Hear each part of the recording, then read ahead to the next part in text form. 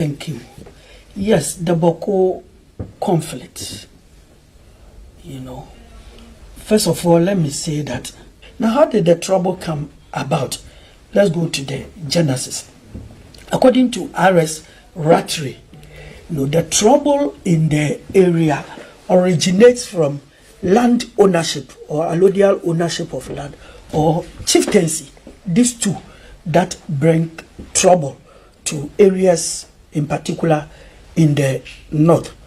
And when it comes to chieftaincy, succession to chieftaincy and land ownership, the landmark has always been who came first.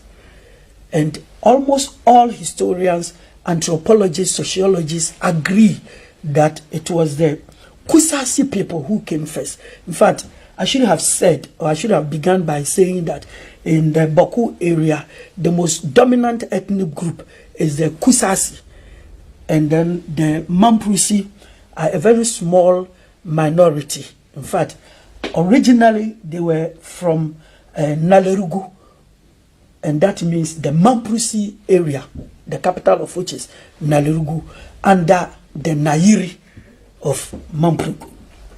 Now these people, living the Kusasi to the Mamprisi, these people originated from a very ancient ancestor called Na Bewa. Na Bewa, we are talking from either the Lake Chad area or Zamfara in the northern Nigeria, and settled along Pusega area in Ghana. After Na Bewa came his three sons, who founded the Mole Dabani kingdom, one of which is Sitobu.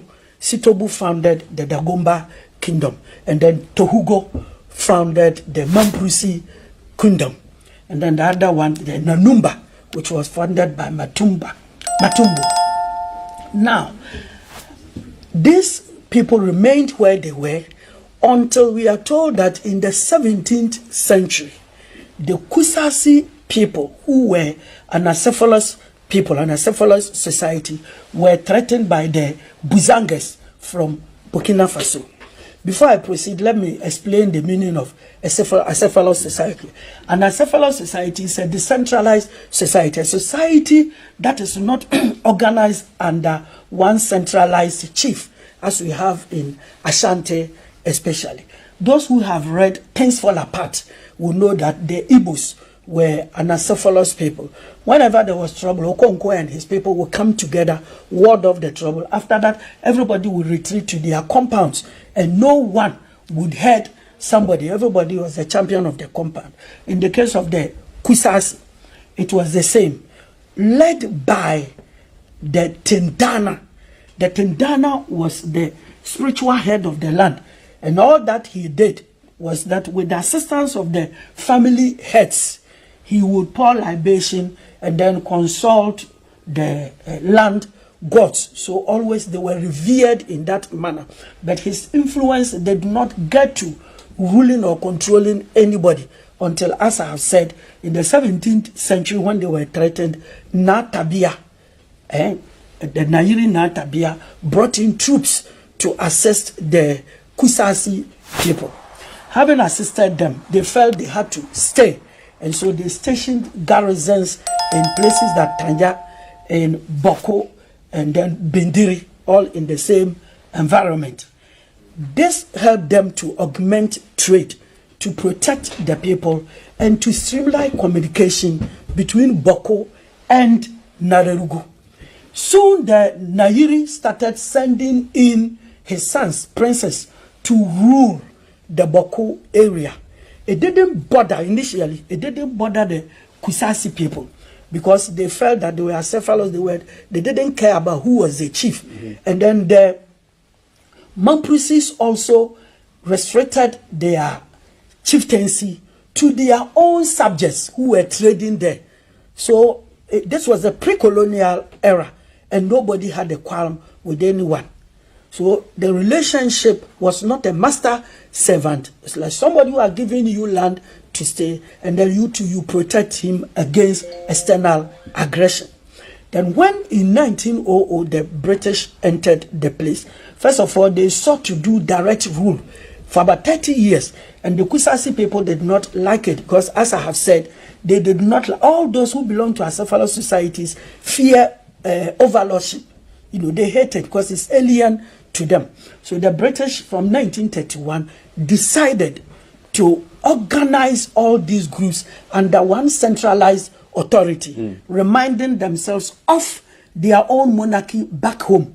And then also, as we all know, the indirect rule system, that you govern the people through their own leaders. And because they could not find leaders among the Kusasis, they felt that the most centralized people were the Mamprusi people, so they should govern them.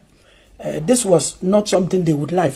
Those of us who have studied a little history will know that the Igbos were treated that way. The Igbos didn't know chieftaincy, and the British imposed warrant chiefs upon them, and it led to so many deaths.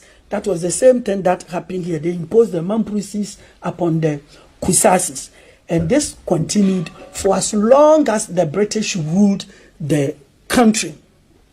To a very high extent, a research showed that a section of the Kusasi people liked the idea because before the Mamprusis in Bawku were made their overlords, they were directly paying tribute to the Nairi in Nalerugo.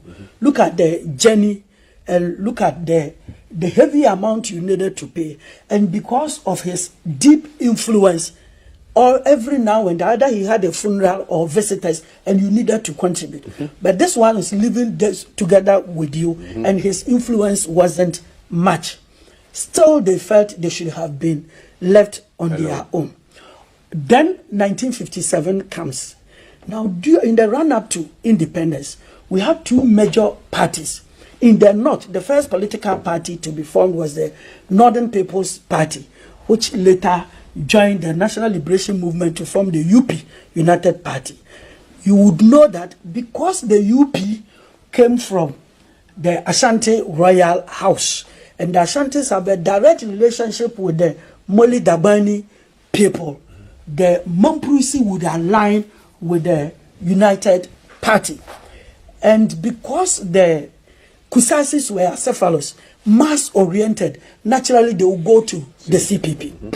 Now, after independence, the Nkrumah government set up the Afari Commission, to go into the whole chieftaincy system of the Kusasi Nanumba people, to find out whether the Kusasis were to be encouraged to have their own chiefs so that they will move from an acephalous society to a chieftaincy society. They govern their own selves, or to make the new overlords, the latecomers, to govern them.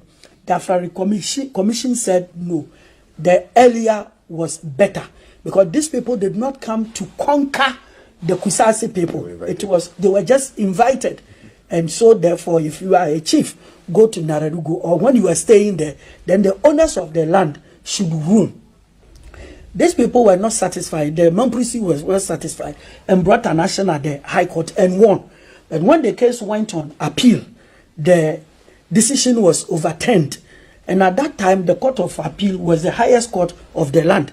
So the highest court of the land having spoken, everybody was quiet, and there was peace. I won't say relative peace. Peace, because it wasn't a politician that has spoken, but the highest court of the land, the judicial. Now comes 1966. Immediately after the coup, Na Azoka, the first, the Kusasi chief, the paramount chief, was deposed under NLCD 112. And it means that this NLCD 112 kicked against, if today we say Supreme Court decision.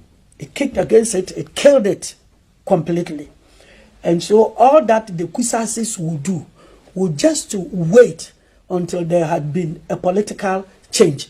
So you see that it was from 1966, actually, that the whole conflict assumed a political nature. Then in 1983, the Kusasis were able to lobby the PNDC government to pass the PNDC Law 75, which resurrected the Court of Appeal decision of 1958. So the paramount chief belonging to Mamprusi group, Adam Azomyogo, was distilled. And then the son of the late Azoka, who was Azoka II, was enskined.